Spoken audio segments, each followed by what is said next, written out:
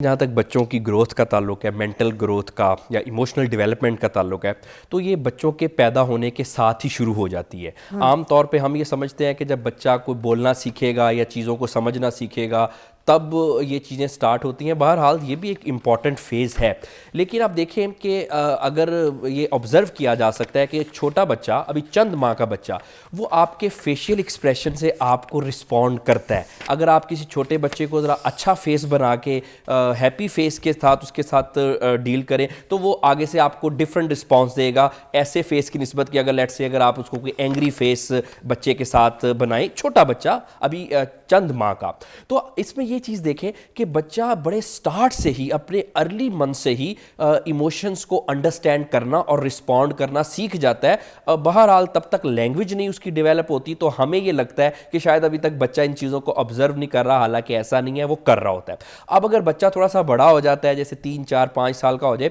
तो एक चीज़ आप देखें कि बच्चा बड़ों से ज़्यादा ऑब्जर्व करता है। आमतौर पे जो अडल्ट माइंड है उसके तो जहन में 100 चीज़ें चल रही हैं, कोई काम की, कोई रिलेशनशिप की, कोई मुख्तलिफ़ किस्म की चीज़ें चल रही हैं, लेकिन बच्चे का जो माइंड है वो आम तौर पे छोटी उम्र में उसमें इतनी चीज़ें नहीं होती, सोचें इतनी नहीं होती, तो बच्चा ज़्यादा ऑब्जर्व करता है। तो छोटी उम्र से ही बच्चे की इमोशनल और मेंटल ग्रोथ पे हमें तवज्जो देनी चाहिए। और एक बात यहाँ पे मैं आपको बताऊँ कि किसी शख्स की इमोशनल लाइफ कैसी होगी, उसकी मेंटल हेल्थ कैसी होगी, उसकी ज़िंदगी कैसे आगे चलेगी, इसका तयन बचपन में ही हो जाता है। आम तौर पे 1 से 5 साल की उम्र बहुत इंपॉर्टेंट होती है। उस उम्र में बच्चे के साथ हम जिस तरह से डील करते हैं, जैसे उसके साथ ट्रीट करते हैं, उसी तरह से उसकी इमोशनल ग्रूमिंग और डेवलपमेंट होती है और फिर इसका असर पूरी ज़िंदगी पे होता है। अच्छा प्रोफेसर साहब, कुछ बच्चे ऐसे होते हैं ना, अगर माँ बाप ने डांट दिया है, बड़े भाई बहनों ने कुछ कह दिया, तो बच्चे मुंह फुला के ना साइड पे कोने में जाके बैठ जाते हैं, या फिर घर में ही किसी जगह पे कमरे में कोने में आइसोलेशन का शिकार हो जाते हैं। कुछ बच्चे अपने आप को खुद बाकी भाई बहनों से अलग कर लेते हैं। तो ये जो सिचुएशन पैदा होती है, ये जो होती है, ये भी तो एक इमोशंस के साथ ही होती है। उस जगह पर बच्चा अपना इमोशंस जो है वो छोड़ देता है। तो क्या उस वक्त पेरेंट्स की क्या कोशिश होनी चाहिए, पेरेंट्स को क्या करना चाहिए? क्या बच्चे को उसी तरह आइसोलेट छोड़ना चाहिए या बच्चे के साथ उसको बाकी बच्चों में नॉर्मल करना चाहिए? नहीं, बिल्कुल आइसोलेट तो नहीं छोड़ना चाहिए। अब इसमें 2 चीज़ें हैं। आम तौर पे जब पेरेंट्स बच्चों को डिसिप्लिन करने के लिए कुछ थोड़ा सा डांट देते हैं, तो बच्चे का एक रिएक्शन आता है उसमें। जैसे कुछ बच्चे ज़रा थोड़ा सा वर्बल हो जाते हैं, कुछ बच्चे ज़रा आइसोलेशन में अपने आप को थोड़ी देर के लिए महदूद कर लेते हैं, बात नहीं करते। अच्छा, एक हद तक तो ये नॉर्मल है, क्यों, ऑब्वियसली वो बच्चा भी इंसान है और जब आप उससे बात करेंगे तो आगे से रिस्पॉन्स तो आएगा। लेकिन अब हमने इसको समझना है कि ये आइसोलेशन बिल्कुल एक नॉर्मल है, क्योंकि अभी हम पेरेंट्स बच्चे की सिर्फ मूड को देखते हुए उसको डिसिप्लिन करना छोड़ तो नहीं सकते। बहरहाल कुछ चीज़ें ऐसी होती हैं कि बच्चों को, पेरेंट्स को डिसिप्लिन करना ही पड़ता है और करना ही चाहिए। लेकिन अगर ये आइसोलेशन एक महदूद टाइम से ज़्यादा हो जाए तो फिर हम इसको कहते हैं कि अब ये क्लिनिकल हो गई है। अब अगर इसको फौरी तौर पर पेरेंट्स ने हैंडल ना किया, बच्चे को बात ना की, उसका एक जो ट्रॉमेटिक किस्म की सिचुएशन है इसको रिजॉल्व ना किया, तो फिर उसकी इमोशनल ग्रोथ पे कुछ नेगेटिव इंपैक्ट हो सकते हैं। तो हमने इसमें एक चीज़ देखनी है कि इत्तेदाल और म्याना रवि। अगर हम देखें, एक चीज़ समझें कि अगर बच्चा बिल्कुल आपको कोई डिसिप्लिन कर रहे हैं, बच्चा आगे से मूड शो कर रहा है और आप हर दफ़ा ही बच्चे को ज़्यादा ही मना रहे हैं, ओवर पैम्पर्ड कर रहे हैं, तो इससे फिर होगा क्या कि बच्चा जब बड़ा होगा, अडल्ट होगा, तो उसकी पर्सनैलिटी में आम तौर पर थोड़ी सी इतनी ज़्यादा, बहुत ज़्यादा नरमी आ जाएगी जो कि वो दुनिया में ठीक तरह से चल नहीं सकेगा। तो जब भी हमने अपने बच्चों के साथ डील करना है, उनको किसी भी ट्रॉमा से अगर बचाना है या उनको किसी भी तरह से उनकी पेरेंटिंग करनी है, तो हमने ये चाहिए कि हम ना एक इत्तेदाल और म्याना रवि रखें। क्योंकि अगर बच्चों पे बहुत ज़्यादा सख्ती करेंगे, कि जैसे आमतौर पे कुछ पेरेंट्स कहते हैं कि नहीं कोई बात नहीं, हमें भी डांट पड़ती थी, ऐसा होता था। बहरहाल मैं इस अप्रोच को बिल्कुल भी अप्रिशिएट नहीं करता, क्योंकि ये सिर्फ एक नॉस्टैल्जिया है। आज का बच्चा पहले के बच्चों से डिफरेंट है। ज़रूर बात करेंगे प्रोफेसर साहब, हम ब्रेक लेंगे, जब वापस आएंगे तो हम ये बात करेंगे कि जब हम बच्चों को डांटते हैं, गुस्सा करते हैं, चाहे किसी के सामने या किसी के बगैर, किसी गुस्से की भड़ास हम अपने बच्चे पे निकाल देते हैं, उसके बाद बच्चे की जो इमोशनल ग्रोथ है वो किस हद तक हर्ट करती है, किस तरीके तक मुतासर होती है। जो पेरेंट्स बच्चों को मारें, लोगों के सामने डांटें, थोड़ा इंसल्ट करें या अकेले में भी करें, तो उस वक्त बच्चों की क्या सिचुएशन होती है बताइएगा। क्योंकि कल ना मेरी बेटी की बर्थडे थी, फराल की, तो हम गए वहाँ पर ना, तो किसी सामने वाली टेबल पर रेस्टोरेंट में किसी माँ ने अपनी छोटी बच्ची को, कोई 6 साल 7 साल की, उसको लगा के 2-3 थप्पड़ मारे। वो अपने भाई से लड़ रही थी, भाई भी छोटा था, तो वो उसने सबके सामने ना अम्मा जी ने लगाया। वो खाना खा रही थी, फराल एकदम से कहती है मामा ये क्या तरीका है, व्हाट अ टॉक्सिक मदर। मैंने कहा, मैं मेरी दोस्तों को मैंने कहा मैं कभी इसको हाथ ना लगाऊं, उस औरत को कह रही है टॉक्सिक मदर, तो मैंने कहा मुझे क्या कहेगी। मैंने कहती है नहीं मामा इतनी ज़ोर ज़ोर से मारा है यार, बच्ची बिलक बिलक कर रो रही। तो मैंने कहा बच्चे तो ये फील करते हैं। तो अब मुझे ये बताइए कि बच्चों की फिर मेंटल ग्रोथ को क्या होता होगा, जिनकी पिटाई हो रही है तो देखने वाली फराल थी ना, जो देख नहीं रहे पिट रहे हैं, उनका क्या हाल होता होगा लोगों में, प्लीज़ बताएं। अच्छा, इसमें देखें कि सबसे पहले तो ये है कि बच्चों को डिसिप्लिन करने के लिए वैसे मारना तो बिल्कुल नहीं चाहिए। ये आमतौर पे यहाँ पे मैं एक थोड़ा सा पेरेंट्स को भी कहना चाहूँगा कि अपने थोड़ा से हमें नॉस्टैल्जिया से बाहर निकलना है। अच्छा। हर एक का दौर सुनहरी दौर होता है, नो डाउट आप लोगों का दौर बहुत अच्छा था, लेकिन आज के बच्चे का जो दौर है उसके लिए यही सुनहरी दौर है। माँ तो यही कहती है हमारे अब्बा अम्मा तो सोटी उठ के तो हमें खींच देते थे, तो हम तुम्हें एक हाथ लगाए तो तुम आवाज़ निकालते हो। अच्छा, उसमें ये है कि पहले वाले बच्चे कुछ बर्दाश्त भी कर जाते थे, लेकिन ये ज़रूरी नहीं कि जो पहले चीज़ें हो रही थी वो ठीक ही हो रही थी। बहरहाल ये चीज़ें गलत हैं, बच्चे की इमोशनल ग्रोथ के लिए, फिजिकल डेवलपमेंट के लिए भी इवन ये चीज़ें ठीक नहीं है। तो सबसे पहले तो बच्चों को डिसिप्लिन करने के लिए मारना बिल्कुल नहीं चाहिए। अब दूसरी बात, जहाँ तक डांटने की भी बात है, तो देखिए कि बच्चे को पब्लिक में या किसी रिलेटिव के सामने या किसी दूसरों के सामने बिल्कुल नहीं डांटना चाहिए।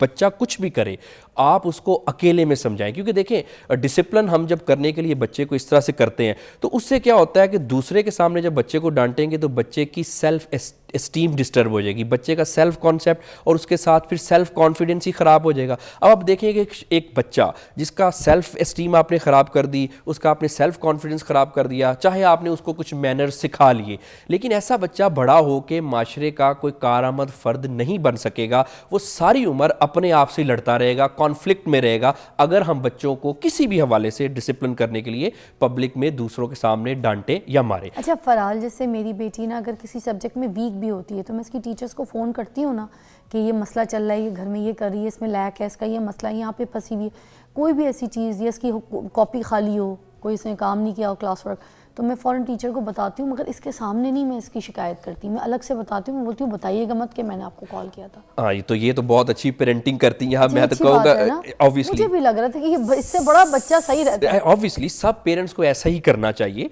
कि सब दूसरों के सामने अपने बच्चे को अप्रिशिएट ही करना चाहिए, लेकिन डिसिप्लिन करने के लिए जैसे आप माशाल्लाह से बड़ी अच्छी स्ट्रेटजी है, ऐसे पेरेंट्स को भी मैं सजेस्ट करूँगा कि वो भी इसी तरह की स्ट्रेटजीज़ को अडॉप्ट करें।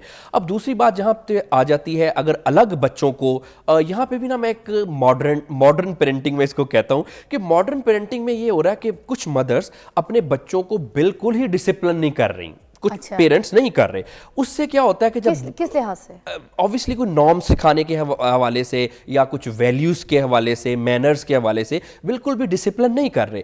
अच्छा, उसमें होता यह है कि वो कहते हैं जी बच्चा बड़ा होकर खुद ही सीख जाएगा, खुद ही कर लेगा। अब हमने ना एक मॉडर्न पेरेंटिंग को भी थोड़ा सा इस सेंस में डिस्करेज करना है कि हमने एक म्याना रवि इख्तियार करनी है। देखिए, अगर आप बच्चे को बिल्कुल ही नहीं डिसिप्लिन करेंगे तो होगा क्या, आपके बच्चे की जब बड़ा होगा, अडल्ट होगा, तो पर्सनैलिटी में कुछ अच्छी कैरेक्टरिस्टिक्स नहीं डेवलप होंगी। बहुत सारे आजकल अडल्ट जो है वो कंप्लेन करते हैं जी कि प्रोक्रेस्टिनेशन है, काम करने को दिल नहीं करता, सेल्फ कॉन्फिडेंस भी नहीं है, हर वक्त थके थके रहते हैं, उसके अलावा कुछ कंपेटिटिव पर्सनैलिटीज़ भी नहीं है। और फिर सॉरी टू से आप देखें कि हमने अगर स्टेटिस्टिक्स देख लें कि कितने नोबेल लॉरिएट हमारे यहाँ से पैदा हुए हैं या कितने हमने वर्ल्ड क्लास प्रोफेशनल्स पैदा किए हैं, इस सारी चीज़ों के ताने बाने बचपन से जुड़ते हैं। तो अगर आप अपने बच्चों को बिल्कुल रिलैक्स छोड़ देंगे तो वो आप उनके साथ अच्छा नहीं कर रहे, उनकी पर्सनैलिटी डैमेज कर रहे हैं। लेकिन उसी के अगर आप दूसरी तरफ देखें, अगर हम बच्चों को बहुत ज़्यादा डिसिप्लिन करें, जैसे अभी आपने मार की बात की, वो किसी के सामने करने का तो बहुत ही नुकसान होता है, लेकिन अगर अलग से भी करें तो उसमें देखा यह गया कि फिर ऐसे बच्चों को बड़ा होकर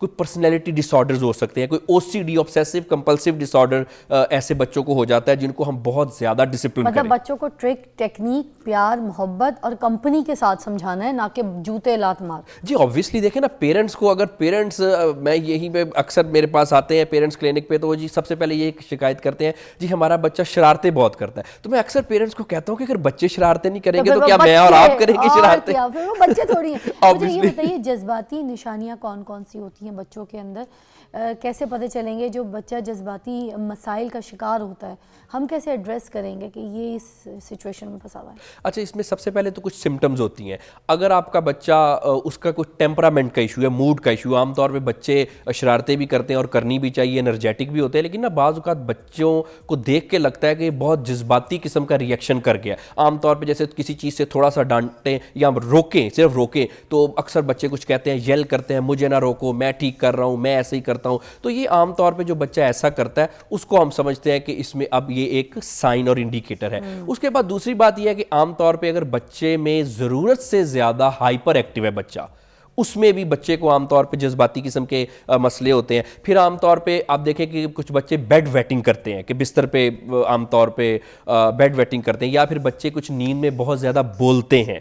ये भी एक साइंस है कि बच्चे को किसी किस्म का इमोशनल इश्यूज़ जो है बच्चे के साथ चल रहे हैं। लेकिन इसमें अच्छी बात यह है कि जब बच्चा थोड़ा सा जैसे ही एजिंग के प्रोसेस में आता है, थोड़ा बड़ा होता है, तो कुछ इमोशनल डिस्टर्बेंसेस जो है वो खुद ब खुद रिजॉल्व हो जाती हैं। लेकिन अगर कोई 6-7 साल तक ये इश्यूज़ रिजॉल्व नहीं हो रहे, फिर ऑब्वियसली हमें उनकी क्लिनिकल इंटरवेंशन करनी पड़ती है। लेकिन पेरेंट्स को यह करना है कि पेरेंट्स को अपने बच्चों को बिल्कुल पेरेंट्स बन के उनके साथ ट्रीट करना है, क्योंकि आमतौर पे ये देखा है बच्चा शरारत करता है, आगे से माँ बाप भी उस पर चीखने चिल्लाने लगते हैं, जिससे क्या होता है कि वो एक बड़ी एक नेगेटिव एनर्जी जो है वो जनरेट होती है। मुझे लगता है बहुत सी जगह पे ना पेरेंट्स को कुछ चीज़ें समझ नहीं आती। जैसे मुझे लगता है जब बिल्कुल पहला बच्चा होता है तो कुछ टाइम ऐसा होता है कि जिन औरतों को शौक नहीं है कि बच्चे को किस तरीके से आगे बड़ा करना है, उनकी ग्रोथ के लिए वर्क करना है, तो वो चीज़ें सीखती नहीं, अपने बड़ों से लर्न नहीं करती, सास ससुर से, अपनी अम्मी से पूछते हुए उनको बड़ी ईगो होती है कि हम आपसे बेहतर हैं। कुछ औलादें ऐसी होती हैं, तो वो पेरेंट्स जो है जब खुद पेरेंट बनते हैं तो वैसे नहीं बनते। बच्चों के मुंह में जो फीडर डाल के सुला दिया जाता है, और आपको पता है लेट एज तक जो है ना 6-7 साल की उम्र तक भी बच्चा यहाँ पे पाकिस्तान में तो फीडर पे होता है, ठीक है, माँ अपनी जान छुड़ाने के लिए। तो वो बच्चे रात को वॉशरूम यूज़ किए बगैर बिस्तर पे जिस तरीके से खेलते हैं, आईपैड में लगे होते हैं, वहीं सो जाते हैं। माँ बाप सोने के बाद मुंह में फीडर दे देते हैं। वो फीडर घंटा 1.5-2 घंटे मुंह के अंदर ही रहता है जब तक बच्चा सोया भी, तो ये टेढ़ी बोतल लेके सोया। सुबह उठता है तो पेट में गैस का शिकार होता है, ठीक है। अब गैस की वजह से जिस्म में बहुत सारी चीज़ें, गुबार जो है वो घूमते होंगे, बच्चे को भी अंदर कोई ऐसा ब्लड प्रेशर या कोई अजीब तरीके के मूड स्विंग्स होते होंगे। आपका पेट ठीक नहीं है, आपको बहुत सारे गैस्ट्रिक प्रॉब्लम्स के साथ चीज़ें सिचुएशन जो है। अब वो बच्चा सुबह किस हिसाब से चिड़चिड़ा हो रहा है, उठ नहीं पा रहा, पेट में दर्द हो रही है, मरोड़, हम ये नहीं देखते हैं उठो थप्पड़, उठो थप्पड़, लेट हो रहा है स्कूल के, दौड़, जैसा सोया है वैसे फिर दोबारा मुंह में बोतल डाल के गाड़ी में छोड़ने जाए। बहुत से घरों का ये मसला है। ऐसे लोगों के लिए क्या कहेंगे? सबसे पहले तो जहाँ तक फीडर की आपने बात की, तो देखिए एक ख़ास हद एज के बाद बच्चों को फीडर देना आप बच्चों के साथ अच्छा नहीं कर रहे। ऐसे बच्चे बड़े होकर लेज़ी अडल्ट्स बनते हैं और वो लाइफ में कोई खातर खा तरक्की नहीं कर सकते, बिल्कुल कंपेटिटिव नहीं होते, बी टाइप पर्सनैलिटी डेवलप हो जाती है अगर आप उसको ज़रूरत से ज़्यादा फीडर देते हैं। उसके बाद जैसे आपने बात की, तो टॉयलेट ट्रेनिंग भी एक ख़ास एज में शुरू हो जानी चाहिए। बहुत जल्दी करेंगे बच्चे को मसले होंगे, उसकी पर्सनैलिटी ग्रूमिंग का मसला होगा, और अगर ज़रूरत से ज़्यादा लेट करेंगे कुछ बच्चे लाड प्यार में, फिर भी बच्चे के साथ आप नुकसान कर रहे हैं। ये चीज़ें भी तो मेंटल ग्रोथ को डिस्टर्ब करती हैं। ऑब्वियसली ये मेंटल और इमोशनल ग्रोथ ही है ना, कि अगर आप ज़्यादा देर तक बच्चे को टॉयलेट ट्रेनिंग नहीं करवाएंगे तो ऑब्वियसली बच्चा जो है वो उसकी पर्सनैलिटी ग्रूम नहीं होगी। अब फिर हम अक्सर आप देखिए ना, क्या वजह है कि जो अडल्ट एज में बच्चों को इतने मसले होते हैं, बड़ों को क्यों मसले होते हैं? उसके सारे ताने बाने बचपन से ही मिलते हैं। अब उसमें दूसरी बात जो आपने कही है कि जी बिल्कुल, पेरेंट्स को इमोशनल पेरेंटिंग नहीं करनी। अगर अपने बच्चे के इमोशंस ठीक करने हैं तो इमोशनल पेरेंटिंग नहीं करनी। बच्चे ने बच्चा ही बनना है, लेकिन आपने बच्चा नहीं बनना, आपने बड़ा बन के इसको डील करना है।